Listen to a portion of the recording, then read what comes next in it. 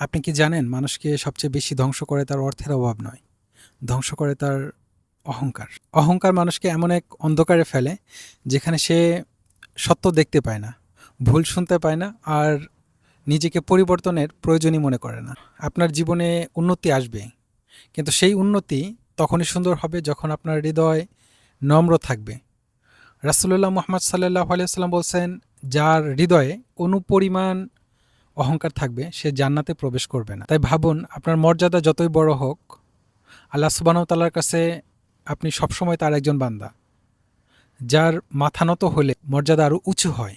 তাই পরিবর্তন হন, নিজের ভুলগুলো স্বীকার করুন, নম্রতা গ্রহণ করুন, আর আল্লাহ সুবহানাহু ওয়া তাআলার কাছে দোয়া করুন আপনার হৃদয় যেন কখনো অহংকারে কঠিন না হয়ে যায়। কারণ শেষ পর্যন্ত মাথা নত থাকলে মানুষ একদিন বড় হয়, আর অহংকারে ভরা মাথা একদিন নিজেই ভেঙে পড়ে।